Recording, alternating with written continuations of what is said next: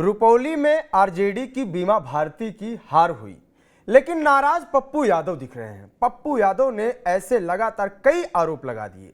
नीतीश कुमार पर आरोप लगाए, तेजस्वी यादव पर आरोप लगाए और उसके बाद राजपूत समाज पर कुछ ऐसा बयान दे दिया कि पूर्व सांसद पप्पू सिंह इस बयानबाजी में कूद गए।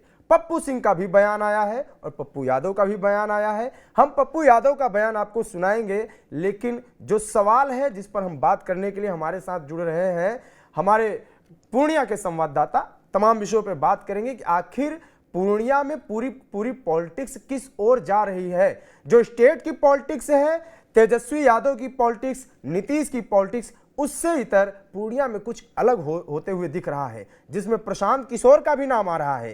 राजपूत वोट बैंक का पर चर्चा हो रही है, लेकिन ये क्या आरोप है ये सब कुछ दिखाएंगे। सबसे पहले पप्पू यादव की आप बाइट देख लीजिए। पप्पू यादव क्या आरोप लगा रहे हैं। अत्यंत पिछड़ी जाति का वोट का बंटवारा के लिए एक ही स्वजातीय को टिकट दे दिया गया। ये काम नीतीश कुमार जी के मंत्रिमंडल के लोगों ने बड़ी साजिश के तहत अत्यंत पिछड़ी जाति को सीट को हराने का काम किया। बीजेपी का जो हार्डकोर वोटर था, एक भी वोट जदयू को नहीं दिया। 10 वोट भी राजपूत समाज के लोगों ने जदयू को नहीं दिया। पहले भी जब चिराग जी लड़े थे तो जदयू को बीजेपी का वोट नहीं मिला था। बिहार जो है वो एनडीए और महागठबंधन के जो घटक है आरजेडी, वो आज भी युवराज और राजा की तरह काम करते हैं। ना तो वो माले से पूछे, ना कांग्रेस को अप्रोच किया, ना सीपीआई सीपीएम को बुलाया। अंतिम दिन 1 घंटे के लिए वो जाके पिकनिक मनाने गए। तो पप्पू यादव कह रहे हैं कि रुपौली में राजपूतों का 10 वोट भी जदयू को नहीं मिला। पप्पू यादव का यह आरोप है कि जानबूझ के जदयू ने ऐसे प्रत्याशी को उतारा ताकि वोट कट जाए बीमा भारती का और जो निर्दलीय प्रत्याशी हैं उनकी जीत हो जाए, यानी पूरी एक चाल है।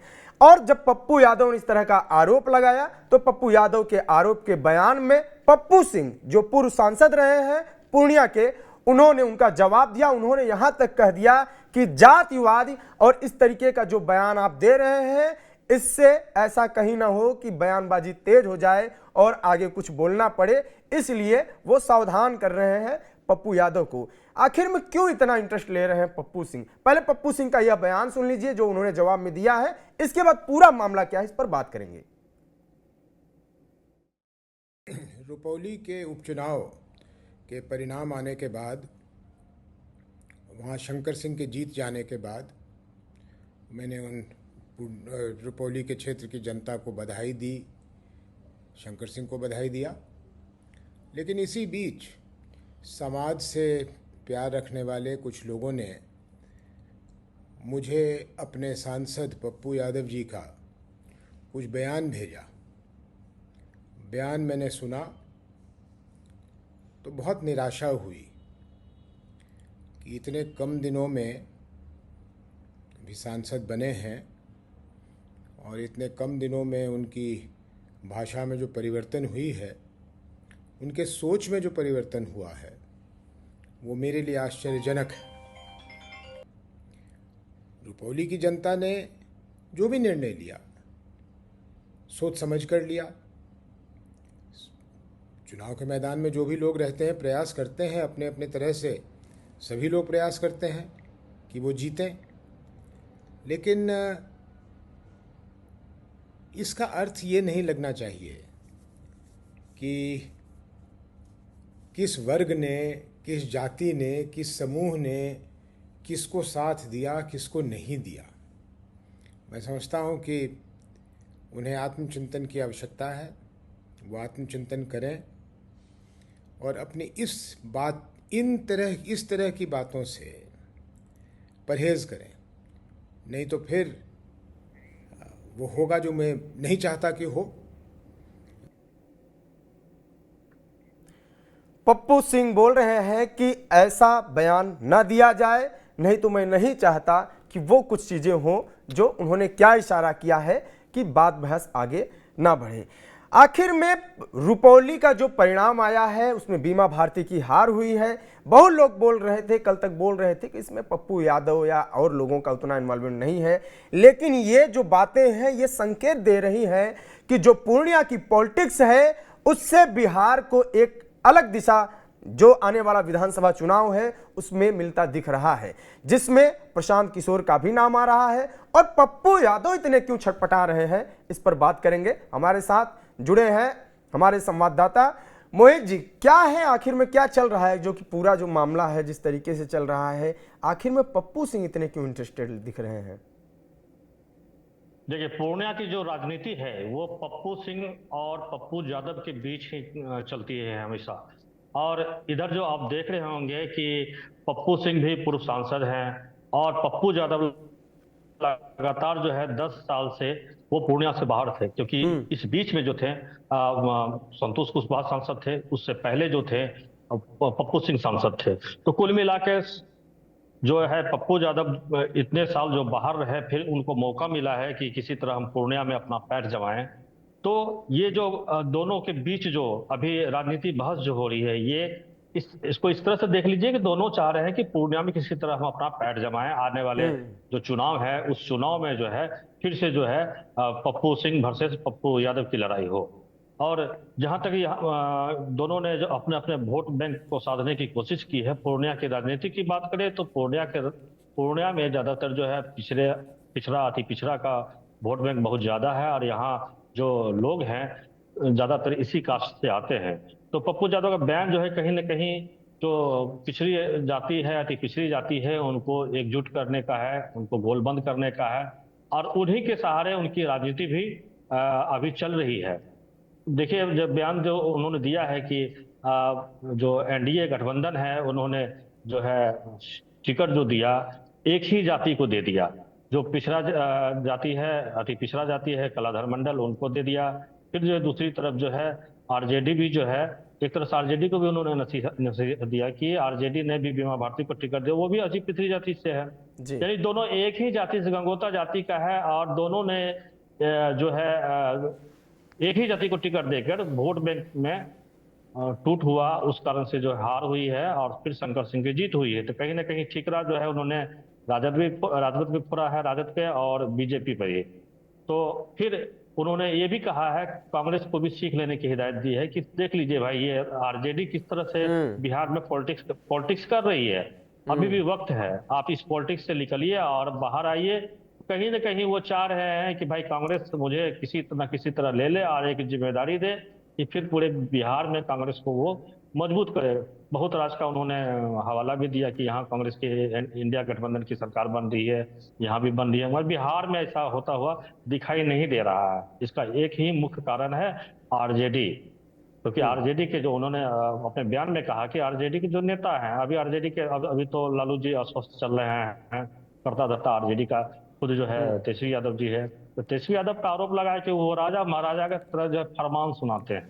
यानी फरमान किन को सुनाते हैं भाई?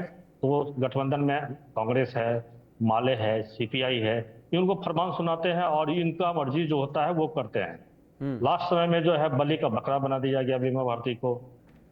बीमा भारती एलिजिबल नहीं थी वो लोकसभा चुनाव के लिए, मगर उनको बलि का बकरा बना दिया गया।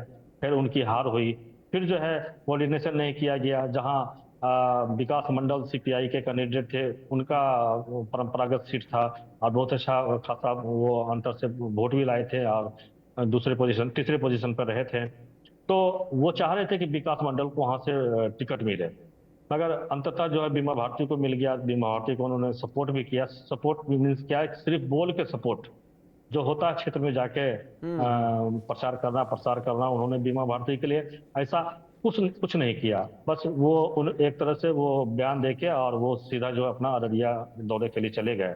तो बयान देना एक मजबूरी उनके लिए ये भी था, क्योंकि वो अपने आप को कहते हैं कि हम कांग्रेस में हैं और अभी जो बिहार में जो कांग्रेस और इंडिया अलायंस जो चल रहा है आरजेडी के साथ में, तो वो एक तरह से दिखाने के लिए कोशिश किए भाई हम आरजेडी के साथ हैं, मगर ऐसा कुछ साथ दिखा नहीं, जिसका परिणाम है कि बुरी तरह से जो है रुपौली में आरजेडी की हार हुई। एक सवाल ये उठ रहा है कि यदि कांग्रेस पप्पू यादव को भाव नहीं दे रही है, जिस तरीके से दिख रहा है पप्पू लगातार कोशिश कर रहे हैं कि वो राहुल गांधी, प्रियंका गांधी को कितना खुश कर लें, कई ऐसे बयान दे रहे हैं, मैं बार बार वो बोल रहे हैं कि मेरी विचारधारा कांग्रेस के साथ है, कांग्रेस के लिए मैं कर रहा हूं, और वो कह रहे हैं कि मैं गठबंधन के लिए भी कर रहा हूं। दूसरी ओर लगातार जो टशन चल रहा है तेजस्वी यादव से पप्पू यादव का, और ये सबसे बड़ा सवाल, अहम सवाल ये भी है कि कांग्रेस का ऐसा कोई जातीय या जनाधार भी इतना नहीं है। आखिर में पप्पू यादव कांग्रेस के पीछे इतने क्यों पड़े हुए हैं, फिर भी कांग्रेस पीछा नहीं छोड़ रहे हैं? कहीं ऐसा तो नहीं है कि पीछे से कांग्रेस ऐसा कुछ सपोर्ट कर रही हो, एक ताकत दे रही हो कि आप करिए, आप जमीन बनाइए और बाद में भविष्य में ये होगा कि पप्पू यादव फिर शामिल होंगे? क्या इसमें कांग्रेस की भी कहीं, क्योंकि ये कांग्रेस एक इसी में एड ऑन और कर दे रहा हूं कांग्रेस में, कि जिस तरीके से प्रशांत किशोर का भी नाम आ रहा है कि वो भी पीछे से पप्पू सिंह या जो शंकर सिंह है, इन लोगों के पीछे ये कहा जा रहा है कि उनकी ताकत लगी हुई है। वैसे ये कहा जा रहा है कि अगर पप्पू यादव इस तरीके से मुखर होकर लगातार कांग्रेस की प्रशंसा कर रहे हो, कांग्रेस भाव नहीं दे रही है, तो हो सकता है पीछे से वो सपोर्ट कर रही हो। क्या लगता है आपको? देखिए, कोसी सीमांचल का जो एरिया है, ये यहाँ पर मुस्लिम जनसंख्या बहुत ज्यादा है। जाहिर सी बात है, जहां मुस्लिम जनसंख्या होगा वहां तो बीजेपी की राजनीति वो करेंगे नहीं, तो वो एक तरह से मुस्लिम की राजनीति शुरू से यहाँ से कर रहे हैं। और जो ईद का समय हो, बकरीद का समय हो, या मुस्लिम का कोई भी पर्व त्यौहार हो, कहीं भी रहे वो दिल्ली में पूर्णिया आ जाते हैं, कटिहार आ जाते हैं, यहाँ पर मुस्लिम समुदाय के लोगों से वो मिलते हैं। और एक समय था जो यहाँ पर कांग्रेस का गढ़ भी था, पूर्णिया, कटिहार, अरिया, किशनगंज। यहाँ से पप्पू सिंह की जो माँ है वो भी यहाँ से सांसद 2-2 बार कांग्रेस से रही है। कांग्रेस के यहाँ विधायक भी रहे, अमरनाथ तिवारी कांग्रेस से विधायक रहे हैं धमदाहा से। तो ये सब एरिया जो है, आमोर है, वहाँ से जलील मस्तान पहले विधायक रहे हैं कांग्रेस से। यानी कांग्रेस का यहाँ गढ़ रहा है, चूंकि मुस्लिम एरिया है, तो कहीं ना कहीं इस एरिया में जो है उनका, पप्पू यादव का कुछ पकड़ भी है मुस्लिम एरिया में। तो वो चाहते हैं किसी न किसी तरह जो है मुझे कांग्रेस का कुछ पद मिले, या उनकी वाइफ को पद मिले। और कांग्रेस का जो पहले जो रुतबा पूरे बिहार में था, और सब जगह औरंगाबाद वगैरह ये सब जो एरिया है, उस एरिया में फिर से एक तरह से जो है कांग्रेस को मजबूत किया जाए। मगर बीच में जो हालात हुए हैं कांग्रेस का, उन्होंने एक तरह से मान के चलिए बैसाखी के सहारे कांग्रेस बिहार में जिंदा है। वो जिंदा है तो लालू जी के वजह से। तो तेजस्वी यादव जो है वो चाहते हैं किसी तरह हम कांग्रेस को छोड़े नहीं, कांग्रेस का जो वोट बैंक है वो हमेशा जो है हमारे अलायंस को मिलता रहे, यानी आरजेडी को भी मिलता रहे। कांग्रेस के जो उम्मीदवार होंगे, कांग्रेस के तो नाम मात्र ही उम्मीदवार खड़े होते हैं, क्योंकि जो आरजेडी चाहती है उन्हीं को टिकट मिलता है कांग्रेस से भी। तो एक तरह से मान के चलिए कि पप्पू यादव चाह रहे हैं कि अलग से उन्हें कुछ यहाँ पर सीट मिले, या उनको कोई पद मिले, या उनकी पत्नी को पद मिले, कि पूरे बिहार में वो स्टैंड करे और एक अपनी राजनीति, एक धमक जो है बिहार से लेकर दिल्ली तक पप्पू यादव दिखाना चाह रहे हैं। पप्पू यादव को मिला के यही है कि यानी कि अभी भी उनको उम्मीद है कि जो वहां का मुस्लिम वोट बैंक है, या कुछ ऐसे वोट हैं जहां पे कांग्रेस मजबूत है, और वो उनकी ताकत बन जाएगी जिसमें पद लेना चाहते हैं। लेकिन एक सवाल यह भी है कि जिस तरीके से राजपूतों की बात चल रही है, आपने लोकसभा चुनाव में भी देखा कि किस तरीके से काराकाट में और दूसरे जगहों पे ये चीज़ें चली कि बीजेपी के खिलाफ राजपूतों ने कई जगह, मतलब जो एनडीए के खिलाफ वोट किया, और उसके बाद फिर रुपौली में आप देख रहे हैं किस तरीके से जो जदयू के प्रत्याशी हैं वहाँ भी वोट कन्वर्ट होते हुए नहीं दिखा। क्या ये कहा जाए कि एक गैप है, एक स्कोप है, एक वहाँ पे भविष्य दिख रहा है किसी नए पार्टी को के लिए, किसी नए विचारधारा के लिए, कि राजपूत समाज का वोटर जिस पे वो अपनी पकड़ मजबूत कर सकते हैं? मैं प्रशांत किशोर पे ही आ रहा हूँ कि क्या प्रशांत किशोर उस पे वहाँ पे अपना वो एक तरीके से करियर देख रहे हैं? क्या पप्पू सिंह के माध्यम से, और अभी शंकर सिंह का कल का एक बयान भी था, शंकर सिंह से सवाल भी किया गया कि क्या आपकी जीत के पीछे प्रशांत किशोर भी हैं? तो उन्होंने सीधे तो नहीं कहा, लेकिन उन्होंने ये जरूर कहा कि मेरी जीत के पीछे सारी पार्टियां हैं, सबने मेरा सपोर्ट किया है। क्या राजपूतों के वोट बैंक के पर अपना पैर जमाने के लिए क्या प्रशांत किशोर वहां प्रयास कर रहे हैं?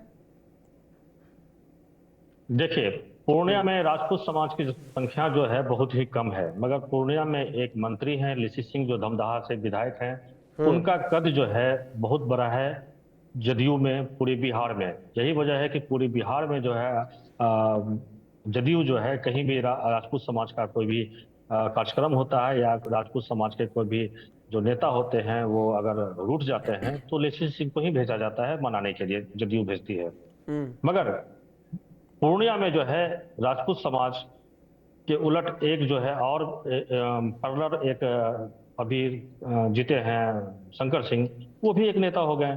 तो पप्पू यादव जो है इसी बात को कह रहे हैं कि वो जो है राजनीति करना चाह रहे हैं कि राजपूत समाज वर्सेस जो है पिछड़ा समाज। तो इस बात की और इशारा कर रहे हैं कि रुपौली में जनसंख्या तो 7 से 8 हजार भाई राजपूत समाज की है, मगर शंकर सिंह को जो वोट मिला वो 67 हजार के आसपास है। 60 हजार ये वोट कहाँ से आया है? 60 हजार वोट कहाँ से आया है? 60 हजार वोट कहीं ना कहीं पिछड़ा अति पिछड़ा का है, ठीक। और उन्हें जो लोकसभा चुनाव के वक्त पप्पू यादव को जो वोट मिला था वो कम से कम 2300 जो बता रहे थे, 2300 वोट से वो लगभग 23,000 वोट से लगभग पीछे थे वो। और 92,000 के आसपास जो है जदयू के कैंडिडेट को मिला था। तो जदयू के कैंडिडेट को 92,000 जब वोट मिला तो वो वोट आखिर रुपौली का गया तो गया कहाँ? या तो लेसी सिंह के कहने पर जदयू के कलाधर मंडल को मिलना चाहिए था, मगर वो कलाधर मंडल को भी नहीं मिला। मिल गया किनको भाई? तो शंकर सिंह को मिल गया। इस बात को आज पप्पू यादव ने उठाया है कि जो जदयू के नेता हैं, नाम तो नहीं लिया लेसी सिंह का, मगर उन्होंने कहा कि ये मंत्री के चलते, वहां के विधायक के चलते जो है ये बंटवारा हुआ और वो अपने समाज का वोट जो है वो वोट भी नहीं दिला पाई। वो वोट आखिर जदयू का वोट जो है वो निर्दलीय में कैसे चला गया? और उसी तरह आरोप भी लगाया राजद पे भी कि आप भाई आपका अपना वोट जो होता है वो भी आप नहीं दिला पाए, वो भी वोट किसी और को चला गया शंकर सिंह के पास। तो शंकर सिंह के पास भाई 60 हजार वोट जो आया तो अति पिछड़ा का वोट आया, 60 हजार तो उनके पास था ही। तो कहीं ना कहीं पप्पू यादव जो इस सवाल खड़ा कर रहे हैं, इसी सवाल का जवाब जो है पप्पू सिंह ने दिया है। पप्पू सिंह भी राजपूत समाज से आते हैं और बड़े नेता हैं। उनकी माँ जो है 2 बार सांसद रही है, वो भी 2 बार सांसद रहे हैं। और पप्पू सिंह की छवि जो है बिल्कुल साफ सुथरी छवि रही है। वो हार गए, वो उनका कारण था कि वो एक तरह से एक बिजनेसमैन भी है और ज्यादातर दिल्ली में रहते थे, हार गए। तो कहीं ना कहीं जो है उनको भी मौका मिल गया पप्पू यादव के बयान के बदौलत कि भाई हम भी यहाँ पर जो है आप अपनी जमीन जो है तलाशें और आने वाले लोकसभा चुनाव में जो है हम भी एक तो कैंडिडेट होंगे ही साथ जो है प्रशांत किशोर की जो पार्टी है पीके, वो अपने यहाँ पूर्णिया घर से जो ही एक तरह से संचालन वो कर रहे हैं। पीके पटना में भी जो कार्यालय है वो भी पप्पू सिंह का ही कार्यालय है, आवास है, वहीं से संचालन हो रहा है सारा कुछ। तो कहीं ना कहीं जो पूर्णिया, कटिहार, किशनगंज में उनको लग रहा है कि पप्पू यादव दखल दे सकते हैं मुस्लिम वोट बैंक में। तो अभी से ही दोनों का जो लड़ाई है वो शुरू हो चुका है। कभी जब भी जो है पप्पू यादव अगर कोई बयान देते हैं उसका कार्ड जो है सिर्फ पप्पू सिंह करते हैं। पप्पू सिंह अगर कोई बयान देते हैं तो उसका कार्ड जो है पप्पू यादव करते हैं। लोकसभा चुनाव में भी पप्पू यादव जो है पहुंच गए थे उनके पास, उनका पैर छू के प्रणाम भी किया, आशीर्वाद भी लिया पप्पू सिंह। जबकि दोनों में जो है बहुत शुरुआती दिनों से जो है जब से सांसद बन रहे थे पप्पू यादव तो पप्पू सिंह भी खड़ा हो जाते थे। पप्पू सिंह जब सांसद में खड़ा हुए हैं तो पप्पू यादव खड़ा हो जाते। दोनों के बीच 36 का आंकड़ा था, ये जग जाहिर है, पूरे बिहार पूर्णिया सब जान रहा है। मगर अचानक जब उनके घर पहुंचे तो भाई राजनीतिक भूचाल आ गया, कहीं पप्पू सिंह जो समर्थन न दे दे। मगर पप्पू सिंह ने अपने आप को बिल्कुल अलग कर लिया था। कुछ ही दिन के बाद संतोष कुशवाहा पहुंच गए वहां उनसे आशीर्वाद लेने के लिए। तो ये राजनीतिक समीकरण पूर्णिया के लोग जो है समझ नहीं पा रहे थे भाई कि किधर जा रहा है। मगर मुस्लिम वोट बैंक के बदौलत जो है पप्पू यादव जीतने में सफल हुए हैं। मगर आज के जो बयान आया है उस बयान के बाद लगातार जो शुरुआती दौर से जो बीमा भारती के पक्ष में वो बयान दे रहे थे, कहीं ना कहीं पूर्णिया के जो जनता है उसके बीच असंतोष की भावना भी पनपी है पप्पू सिंह के प्रति, सॉरी माफ करेंगे, ये पप्पू यादव के प्रति। और पप्पू सिंह का जो ये बयान है, कहीं ना कहीं वो राजपूत समाज को खुश करने के लिए कर रहे हैं, जो अगड़ी जाति है उनको खुश करने के लिए कर रहे हैं, क्योंकि बीजेपी से यहाँ से वो सांसद रहे हैं। और अ, इनका उनका कहना भी है, एक तरह से पप्पू यादव का कहना भी है, क्योंकि हम लोगों ने रुपौली विधानसभा क्षेत्र का भ्रमण किया था, देखा था, तो जो राजपूत वोट है, राजपूत बहुल इलाका है, और जो ब्राह्मण समाज का जो इलाका है वहां भी हमने घूमा, वहां भी कहीं ना कहीं जो है शंकर सिंह को वोट पड़ गया। तो आप देखिए कि शंकर सिंह को वोट पड़ गया, यानी किसका वोट पड़ा? बीजेपी का वोट पड़ा। बीजेपी का। हाँ जी, बीजेपी का वोट पड़ा, तो बीजेपी का वोट आखिर क्यों पड़ गया उनको? कि कहीं ना कहीं भीतर घात हुआ है। तो कुछ न कुछ जो शंकर सिंह बोल रहे थे कि मुझे सब पार्टी का समर्थन मिला है, ठीक है, तो सब पार्टी का समर्थन जब मिला है तो कहाँ कहाँ से समर्थन मिला है, यही बात को जो है पप्पू यादव भी कह रहे हैं भाई कि जदयू का वोट उनको कैसे मिल गया। ये भी बोल रहे हैं कि मुझे सब पार्टी का समर्थन मिला है। तो कहीं ना कहीं जो रुपौली का जो क्षेत्र है और शंकर सिंह का जो अपना प्रभाव है, उस प्रभाव को सभी लोग भुनाने का प्रयास कर रहे हैं। पप्पू सिंह भी भुनाने का प्रयास कर रहे हैं, क्योंकि आने वाले समय में उनका इसका शंकर सिंह का समर्थन चाहिए उनको।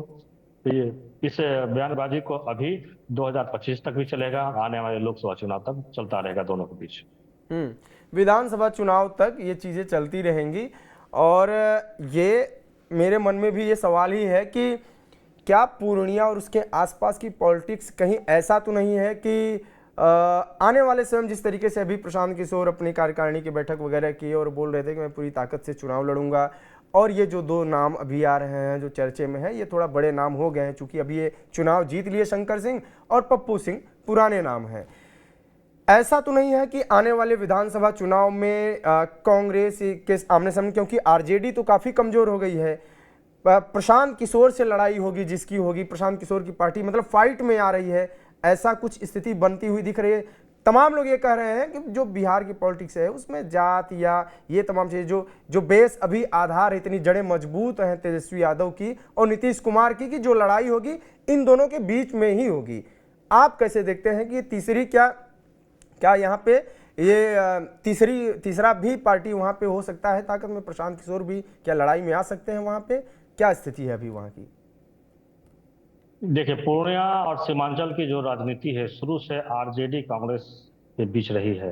ये कुछ समय पहले जो है यहाँ बीजेपी यहाँ आई है, और यहाँ से सांसद पप्पू सिंह हुए थे, इससे पहले भी सांसद हुए हैं बीजेपी के। मगर बीजेपी का जब से बीजेपी यहाँ अपना पैठ बनाना शुरू किया, धीरे धीरे आरजेडी का वर्चस्व जो है यहाँ कम होता चला गया। जैसे आरा में आपने आरा का जिक्र किया था, आरा में आर के सिंह जो है बहुत अच्छा काम किए, मगर क्यों हारे भाई? तो कार्यकर्ताओं का जो है उन्होंने तरजीह नहीं दिया, इसी वजह से हार गए। और यही वजह है कि यहाँ काराकाट का भी असर रहा। तो पूर्णिया में जो है एक तरह से मान के चलिए कांग्रेस का जो नीचे से लेकर ऊपर तक जितने भी नेता हैं, आरजेडी के जितने भी नेता है, पुराने नेता है, और नए जो नेता जो युवा नेता है उनका प्रवेश आरजेडी में नहीं हो पाया है। तो कहीं ना कहीं जो यहाँ का राजनीति जो है आरजेडी का और कांग्रेस का, जब तक इस यहाँ के जो पुराने नेताओं को नहीं हटाया जाएगा, नए युवाओं का जो फेस जो जब तक नहीं आएगा कांग्रेस में और आरजेडी में, तब तक यहाँ कांग्रेस आरजेडी पूर्णिया में उभर नहीं पाएगी। इसी का परिणाम है कि धीरे धीरे अब जो है इस एरिया में जो है प्रशांत किशोर वो आ रहे हैं, और प्रशांत किशोर के साथ जो है बहुत सारे युवा यहाँ जुड़ते जा रहे हैं। संगठन के तौर पे भी लगातार काम कर रहे हैं। तो फिलहाल जो अभी आप ग्राउंड पे गए, लगातार देखे भी, अभी क्या स्थिति दिख रही? जैसे एक होता है ना कि मजबूत पकड़ होती है इस जात पे, इस पार्टी की, तो क्या बीजेपी का जो वोट बैंक है वो किधर दिख रहा है? क्या मजबूत स्थिति अभी भी राजपूतों पे है, या अब बस इतना ही बचा है कि प्रत्याशी अगर हिसाब का मिलेगा तभी बीजेपी को वोट जाएगा, नहीं तो वहां के ये लोग स्वतंत्र हैं, वो किसी को भी वोट कर सकते हैं? देखिए, जिस तरह से पप्पू यादव निर्दलीय जीते, शंकर सिंह निर्दलीय जीते, यहाँ जितने विधानसभा है सभी विधायकों के लिए खतरे की घंटी। आप देख लीजिए कि यहाँ की आपको बनमनखी विधानसभा क्षेत्र है, बहुत मामूली अंतर से वो जीत पाए थे। कृष्ण कुमार ऋषि हैं वहाँ के विधायक, बहुत मामूली अंतर से। अब से ही यहाँ चर्चा का माहौल है कि उनके लिए खतरा का घंटी है। दूसरा खतरा का घंटी जो है पूर्णिया का जो सदर विधानसभा है, उस विधानसभा पे भी है कि भाई जब तक आप वर्क नहीं करिएगा, जब तक आप काम नहीं करिएगा, कार्यकर्ताओं को तरजीह नहीं दीजिएगा, तो कहीं ना कहीं असंतोष की भावना है। इस असंतोष की भावना में ये लुटिया 2025 में डूबना तय है। और कहीं ना कहीं इसी चीज का फायदा प्रशांत किशोर भी जो है उठा रहे हैं। बहुत सारे विधानसभा है, जैसे कि बगल में कस्बा है। कस्बा में जो है वो मुस्लिम एरिया ज़्यादा है, वहाँ पर मुस्लिम आबादी ज़्यादा है, इसलिए वहाँ से जो है कांग्रेस के जो विधायक हैं वो वहाँ से जीत रहे हैं लगातार। वहाँ से बीजेपी के जो प्रदीप दास थे वो हार रहे हैं। और कहीं न कहीं जो आपको यहाँ लोकसभा चुनाव में जो है पप्पू सिंह का हारने का वजह भी था कि वो कार्यकर्ताओं से नहीं मिलते थे, लोगों से नहीं मिलते थे, वो हार गए। सेम यही जो हो गया फिर संतोष कुशवाहा के साथ, वो कार्यकर्ताओं से नहीं मिलते थे, लोगों से नहीं मिलते थे। लोकसभा चुनाव में हमने देखा कि लोग कहते थे कि भाई चुनाव के वक्त जो है 5 साल पहले जो उनको देखे वही हम देख रहे हैं। आप जब तक फील्ड में नहीं जाइएगा, लोगों से नहीं मिलिएगा, तो आप वो दौर खत्म हो गया कि हम डायरेक्ट जो है 5 साल बाद बीजेपी का झंडा ले आएंगे, जदयू का झंडा ले आएंगे, आरजेडी का झंडा ले आएंगे, जीत जाएंगे। ऐसा अब होने वाला नहीं नहीं है। ये शंकर सिंह ने बता दिया है, ये पप्पू यादव ने बता दिया है। जदयू का वोट किसने निर्दलीय के पक्ष में शिफ्ट किया, ये पप्पू यादव आरोप लगा रहे हैं। क्या किसकी तरफ इशारा उनका है, ये जो इशारा कर रहे हैं, क्या चर्चा क्या है वहाँ पे, लोकल में क्या चर्चा है? देखिए, उन्होंने नाम तो नहीं लिया, मंत्री बोला। मंत्री पूर्णिया में कौन है वो जगजाहिर है, हाँ। जदयू का मंत्री कौन है। और कलाधर मंडल को कौन लड़ा रहे थे वो भी पता है, सबको पता है। साथ में उन्होंने ये भी कहा कि जो नेता है जदयू के, वो अपने बेटे के नाम से अपने नाम से ठेकेदारी कर रहे हैं और पैसा कमा रहे हैं। उनको यहाँ के लोकल पॉलिटिक्स से जो है कोई मतलब नहीं है, पैसा कमाने में सब लगे हुए हैं। तो जग जाहिर है वो नाम तो नहीं लिए लेसी मगर सिंह एक तरह से पर बताए हैं। आरोप ये है। बिल्कुल आरोप उन्होंने लगा भी दिया। और जो गोपाल यादव का हत्याकांड है, उस हाँ। हत्याकांड में तो बजाते बजाते उन्होंने नाम लेके कहा, जदयू के जो दमदहा के प्रखंड अध्यक्ष है उन्होंने हत्या करवाई है, वो उनका इन्वॉल्वमेंट है उसमें। जदयू के 3 नेताओं का नाम लिया, जितेंद्र मुखिया का नाम लिया, विकास मंडल का नाम लिया, और उन्होंने बजाते प्रेस कॉन्फ्रेंस करके बताया कि इसमें उनका नाम था। और यही वजह है कि हार जो हुई है जदयू की, ये तीनों जो आरोपी थे जिनका नाम उन्होंने पप्पू यादव ने लिया, उनके वजह से हार हुई। अगर उन लोगों की गिरफ्तारी होती, अगर सरकार जो है ठीक से काम करती, तो जदयू की हार नहीं होती। एक तरह से नसीहत भी दी, और दूसरी तरफ उन्होंने सॉफ्ट कॉर्नर फिर बीमा भारती की तरफ अपना लिया। यानी कि बीमा भारती का भी वर्चस्व है आपको पिछड़ा वोट में, कि भाई उनको फंसाने का काम किया, बलि का बकरा बनाने का काम किया। सरकार ने उनके पति को, उनके बेटे को जो है जेल भिजवाने का काम किया, अभी भी खोज रहे हैं। तो पिछड़ा अति पिछड़ा वर्सेस जो है स्वर्ण जाति का लड़ाई अब फिर से जो है पूर्णिया में स्टार्ट हो चुका है। यही बात जो है बोलते बोलते पप्पू सिंह भी रुक गए। फिर अगर हम बोलने लगे अगर आगे कुछ हो जाए तो फिर कह के वो रुक गए, क्योंकि लगातार पूर्णिया में वो दौर चला है, पिछड़ा अति पिछड़ा का लड़ाई शुरुआती दौर से यहाँ चलता रहा है, जिसमें कई हत्याएं भी हुई है, बहुत कुछ हुआ है। गोपाल यादव का हत्याकांड वाला मामला काफी ज्यादा उलझा रहता है। पप्पू यादव इसमें इतना रुचि क्यों ले रहे हैं, जबकि बीमा भारती उनके विपक्ष में चुनाव भी लड़ी थी और बीमा भारती से काफ़ी ये भी कहा जा रहा है कि एक तरीके से पप्पू यादव भी नहीं गए प्रचार करने, ताकि कहने के तो कह दिया कि ठीक है मैं बीमा भारती के साथ हूँ, लेकिन कहीं ना कहीं अंदर से वो ये भी चाहते थे कि बीमा चुनाव हार जाएं।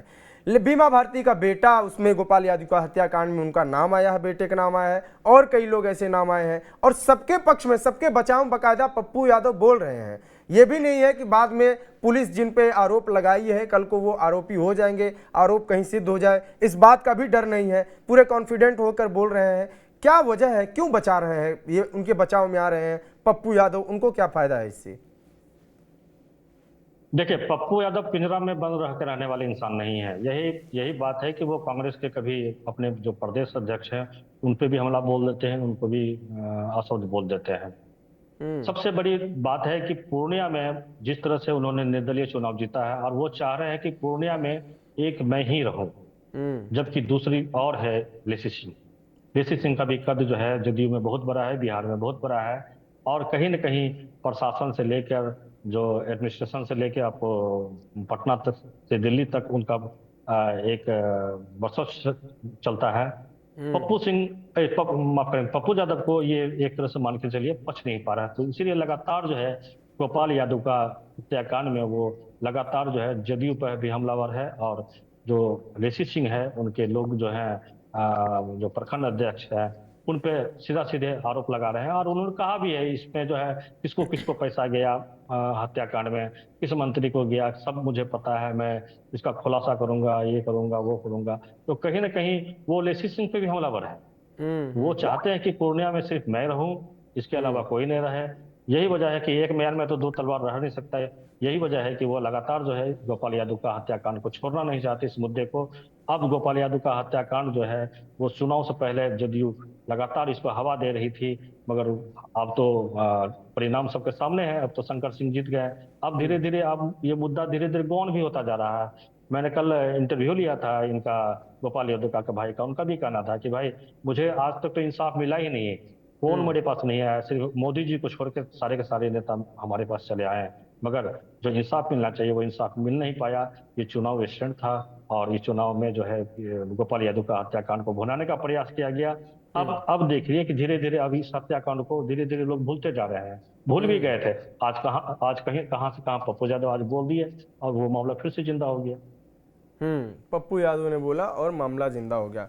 तो कुल मिला के जो पूर्णिया की पॉलिटिक्स है उसमें एक नई राजनीति दिख रही है, और वो राजनीति एक इशारा कर रही है कि एक तीसरे किसी पार्टी को, जदयू और आरजेडी या बीजेपी सीतर तीसरे का भी ऑप्शन वहां पे दिख रहा है। जिस तरीके से निर्दलीय चुनाव जीत रहे हैं, और खास तौर से निर्दलीयों ने ये दिखा दिया कि अभी वहां पे अगर कोई पार्टी सही से काम नहीं कर रही है तो निर्दलीयों के पास ऑप्शन है और वो चुनाव वहां पे जीत सकते हैं। बाकी गोपाल यादव का हत्याकांड पे पॉलिटिक्स किस तरीके से हो रही है, और अब जाहिर सी बात है कि अभी रिजल्ट के बाद ये सब कुछ शांत हो गया है। बाकी बिहार से जुड़ी तमाम खबरों के लिए बने रहिए TV9 बिहार झारखंड के साथ। मोहित, जुड़ने के लिए धन्यवाद। नमस्कार।